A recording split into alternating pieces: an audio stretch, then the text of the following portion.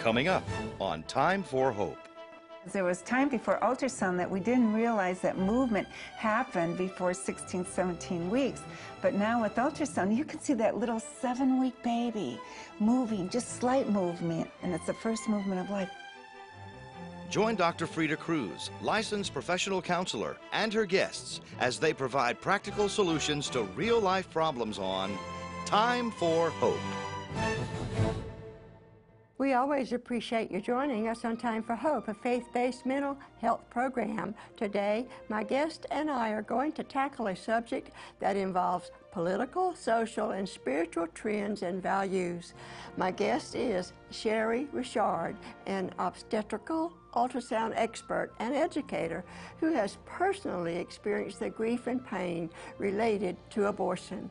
As a result, she has produced videos that can give you a window into a woman's womb so that you can become an eyewitness to the earliest days of an infant's life, beginning with conception and going through the 38 weeks of a pregnancy.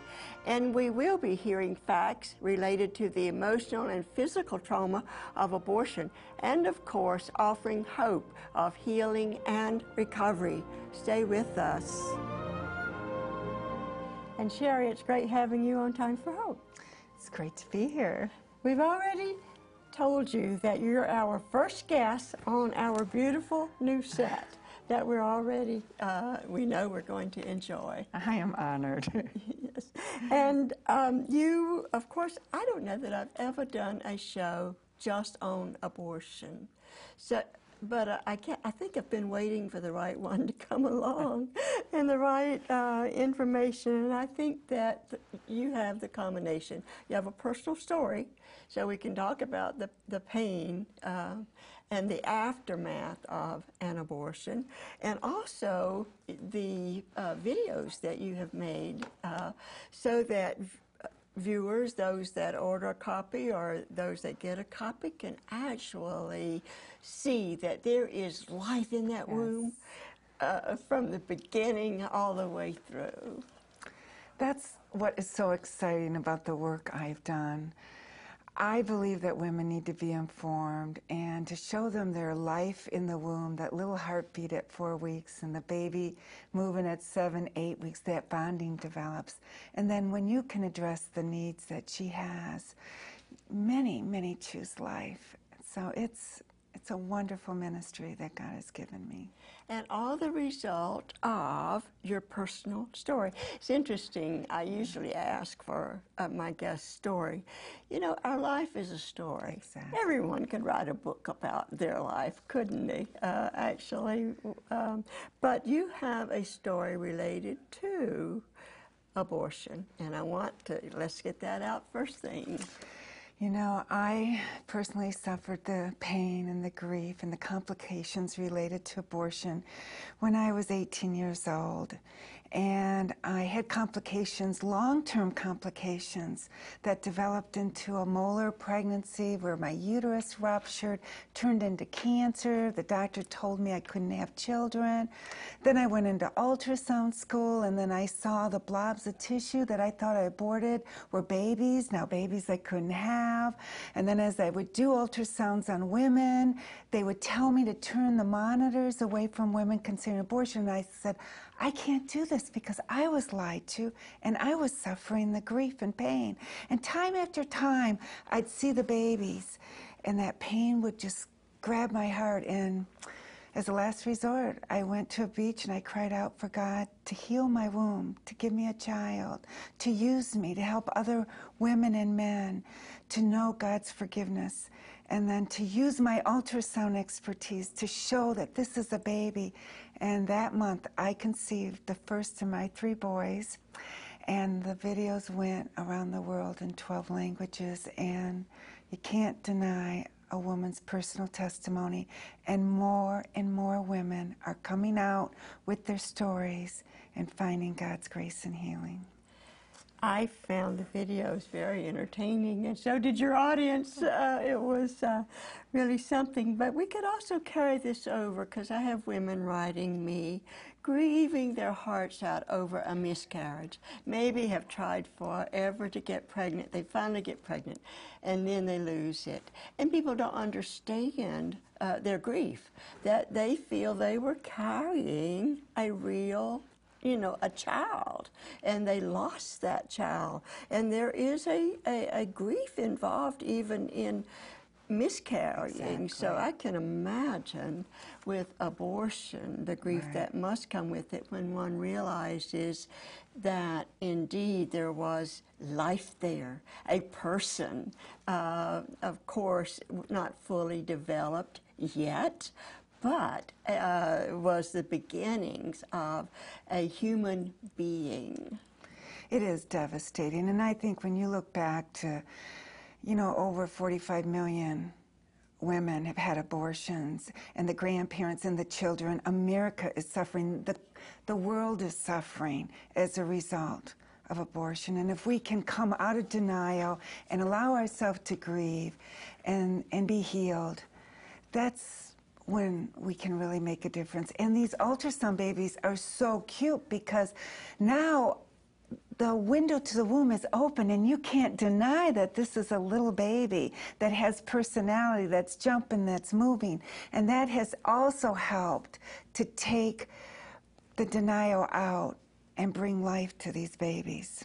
You know, as women, those of us that have had the privilege of carrying babies full term and having them, I don't think we'll ever forget with each one, even the first time that movement took place. And then we were anxious to share it with our husbands. Let me have your hand, and let you, it's moving, you want to share that with me? That also can bring a couple together. You know, it's interesting too, as you say that, because there was time before ultrasound that we didn't realize that movement happened before 16, 17 weeks. But now with ultrasound, you can see that little 7-week baby moving, just slight movement, and it's the first movement of life. But by the time that baby's 9 weeks, 10 weeks old, it's utilizing its whole uterine cavity. And you'll see the babies waving in the womb and flipping and sucking their thumbs. And what happens when I can introduce that ultrasound to the mother, even if she's considering abortion, we have found that over 80 to 90% will choose to carry that baby to term just from seeing the baby on the ultrasound. It's so powerful. What a ministry, and what a story.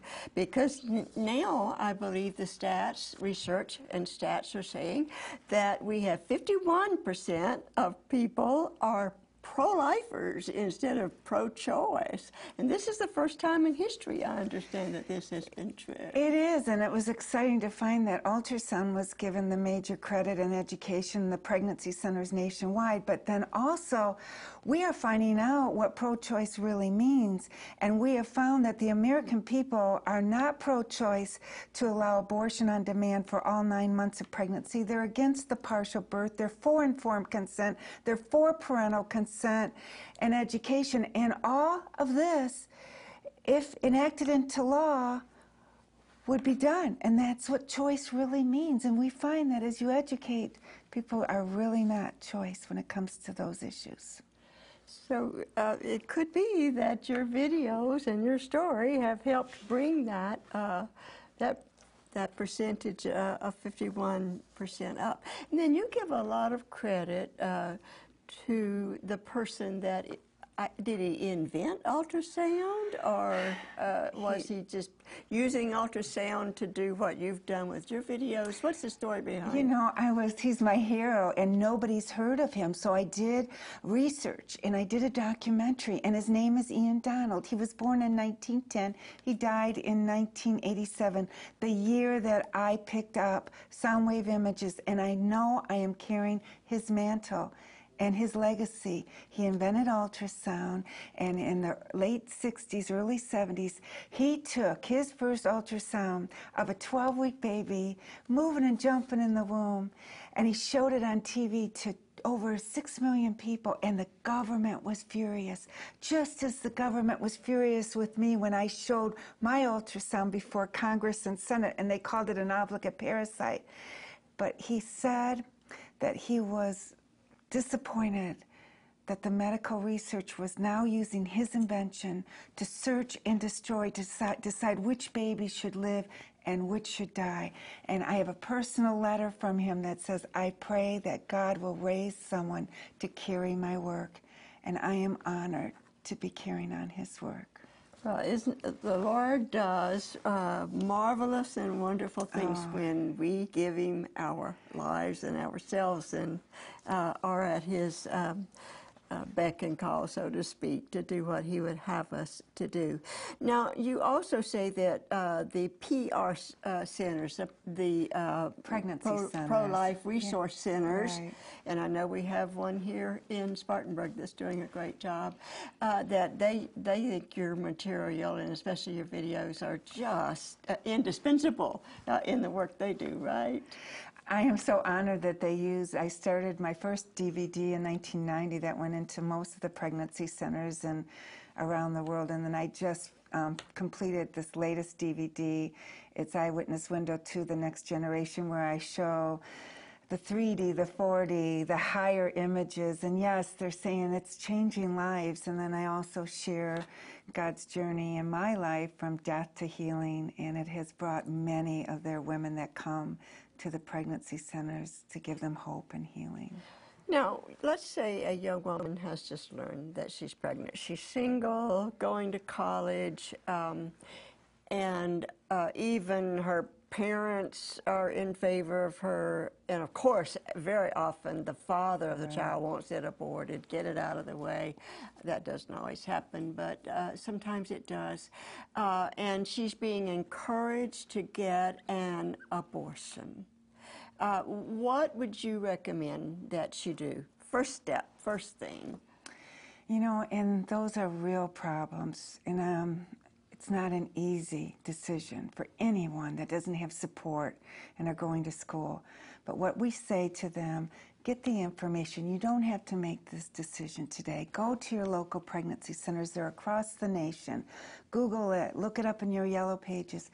Most of them have ultrasound, and what we're finding is that 50 to 60% of pregnancies that are positive on a urine test are not viable. So we can do the ultrasound to see if this pregnancy is even viable, and then she can make the decision of facts. Exactly, and many need times to deal with facts, don't we? Rather than makes just a difference. And then you love and support her no matter what she decides. I think they're telling me it's time for us to go, and we'll be right back.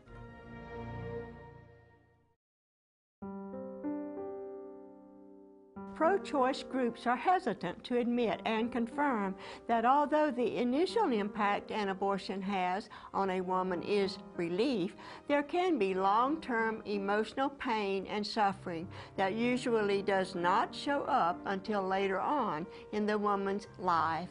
It can be within the first year or up to 5 and even 10 years later that she begins to reflect on what she has done and experiences various forms of post-abortion stress syndrome. Studies have shown that 94% of women who have had abortions regret their decision. Focus on the Family Issue Analyst report that certain studies have revealed substance abuse and suicide are more common among women who abort their pregnancies as compared to those who have given birth.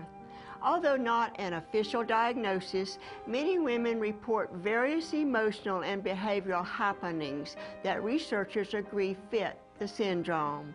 And these can include feelings of guilt, loss, and grief over what might have been and cannot be, depression on the first anniversary date of the abortion, depression around the time of what would have been the child's birthday, and auditory hallucinations or dreams of a baby crying for help. Some reactions to these emotional and behavioral experiences include suicidal thoughts or attempts, anxiety and panic disorder, addictions, insomnia, repeated unplanned pregnancies and additional abortions, problems with later pregnancies, and problems bonding with and caring for previous children or new babies. I wish to challenge women who have had an abortion and are experiencing any or all of these post-abortion stress symptoms to find and get professional help. Secondly, I want to encourage women who are considering an abortion to search for the truth regarding what you are about to do and get objective counsel. Remember that decisions made in the heat of a crisis are emotionally impacted, and we need to allow our emotions to settle and our heads to clear before making decisions that will have long-term effects on our lives.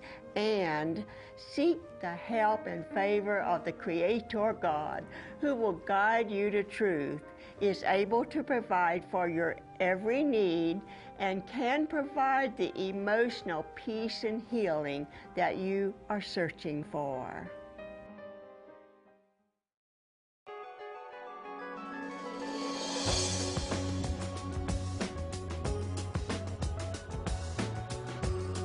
Now this baby is George. Say hi to George. George is going to get ready to take a jump. This baby's actually dancing in the womb there. Salsa. Yeah. Well, I think I'm getting tired.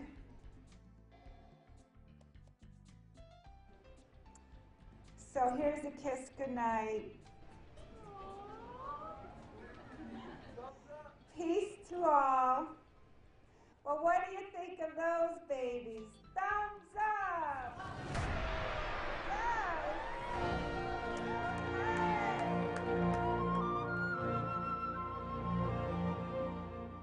We appreciate your staying with us on Time for Hope. Our guest for today is Shari, and we're talking about her personal life story, her mission, her vision related to abortion and saving babies. And she actually has videos, and I'm holding one right in my hand. Eyewitness and Window to the Womb. The next generation. This one's number 2. I don't know how she's put out. I think she's got a 3 and a 4 I saw something about, but the one I have in my hand is Eyewitness and Window to the Womb, and I've already referred to the ultrasound and the video clips wherein you can view a baby in a woman's womb. Now, Shari, you want to tell our viewers how, first of all, they can get a copy, and they're going to be given information on how to get a copy of this. And then secondly, you want to tell them how to get it into schools and into churches. What about churches? They certainly need their young people educated and to see something like this. Everybody needs this, and it's positive. It shows life in the womb, and because of that, you can get it into both private and public schools. And that's the main thing. We need to educate the next generation before the youth find themselves in an unwanted pregnancy. And once you can get these into the schools, I love the kids' reaction. I have a clip in the DVD of the kids laughing and just excited to see this little 10-week baby jump. And you start a fire within that school, within the youth, when they can see that this is a baby. And secondly, it would the churches encourage abstinence. You're exactly very pro-abstinence, which of course I am very pro-abstinence until marriage. And you say that abstinence is the best birth control. It's cut down on more abortions, hasn't it? Exactly. Than any other, we might refer to birth control, yes? Right, and it saves from the grief and pain of abortion. I've been through that pain. Many have been through. And the churches need to know, because I think the churches do not know how to address the issue of abortion, but they can address it through education on life in the womb and on God's grace and healing. Think of what we can do. And they can go on my website, unborn.com. I have little Vimeo clips and YouTube clips, and you can clip it and send it to friends, family, just around the world with this new technology. It's awesome. And then let's move on to this whole idea of, I know it is having to do with the third trimester abortion, or when the baby is fully almost ready to be born. I've read all kinds of stories about how much a baby knows already and hears and knows during that time and picks up on and can give actual scenes that they saw while they were still in their mother's womb. And I was there the day that my son's first baby girl was born. And when they placed her in his arms, I've got the picture, it was beautiful. And he spoke to her, her little eyes just threw open, and she knew she had heard that voice. She recognized it right away, and there was an immediate connection there, and it was beautiful. It is. It's so amazing, because even in the, first trimester with the baby jumping and moving, they can feel pain. And then it's usually around the 6th, 7th month where the senses are developed and they can hear the sounds of their mother and the father. No, it's not a coincidence that that child knew their voice. They're living human beings. They're living spiritual souls. And it's precious. Every life is precious. Another thing I saw in the videos was that they feel so safe there. Yeah. I'm being a therapist, and of course I've studied and learned about the trauma of birth. There is trauma in birth, but one of the reasons being they're so safe in there, they imagine they are, or they feel they are, I should say, and then to be thrust out into a world that's not so safe. There could easily be trauma there, especially with all the lights and the noises and everything that go with birth today. It's interesting, because I see more babies in the womb than I do outside. I know their personalities. I know what they do in that large, warm swimming pool. I can tell them when they're sleeping and when they're waking up. And I'll never forget when I saw the silent screen where it showed an actual video of a baby being aborted, how that baby tried everything to get out of that womb. And you could see the mouth open wide as if to be screaming. And that's when I got on my knees and I said, God, use me to show what is going on in this womb and through abortion.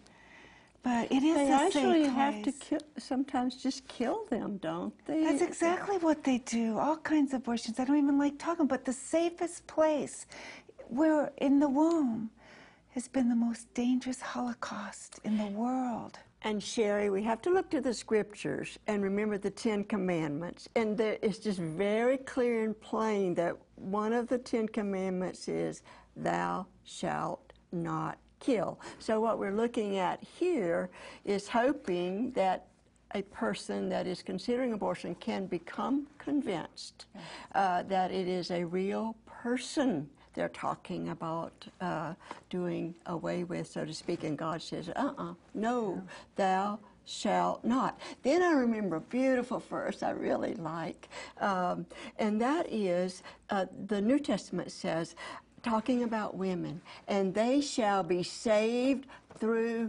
childbearing. You know what that's saying? Okay, we're blamed for the fall in the Garden of Eden, give it all to Eve. Adam, of course, was deceived and not Eve.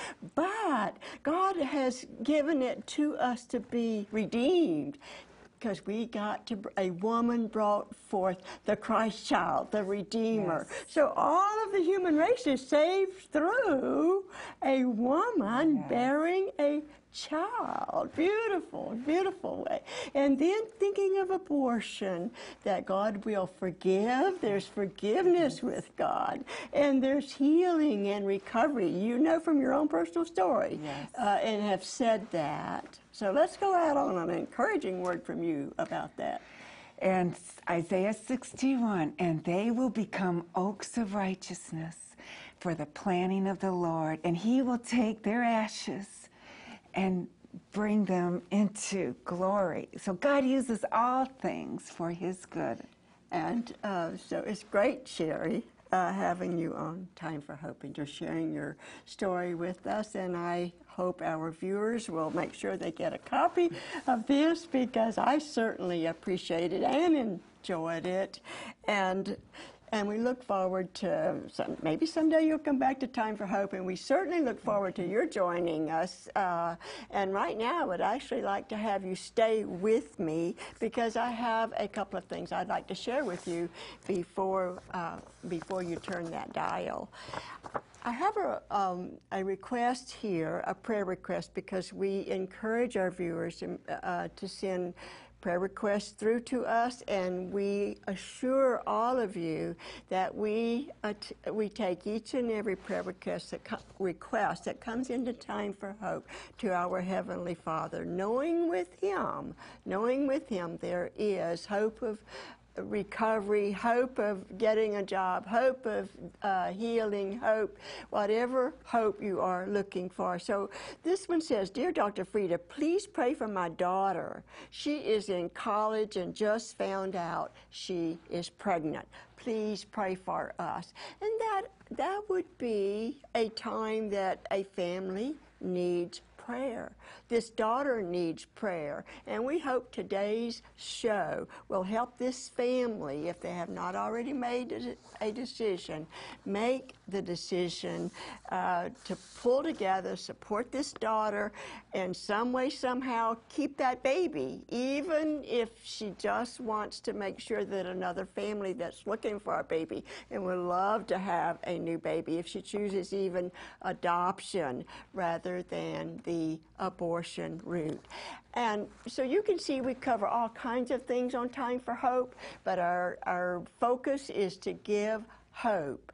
And we would encourage you to help us financially. Many of you are taking me up on this, and we appreciate each and every gift and contribution that is coming into Time for Hope to help us get this kind of educational material out, and to confront these kinds of issues, real life issues. And when you help us financially, you are teaming up with us in the mission and in the vision that God has given us at Time for Hope. I am very passionate about the resource we are offering today. Unexpected and/or unplanned pregnancies are a fact of life that most of us are familiar with one way or another. When they come, decisions are required. I firmly believe that seeing a copy of our DVD resource titled Eyewitness and Window to the Womb will enable you or someone you know to become convinced that abortion should not be considered. To purchase the DVD, go to our website at timeforhope.org or call us at 1-800-669-9133 or write us at Post Office Box 2169, Spartanburg, South Carolina 29304. Also remember that we have a one-page fact sheet available free by calling or writing with your request.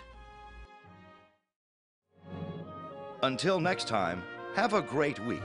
And remember, it is time for hope.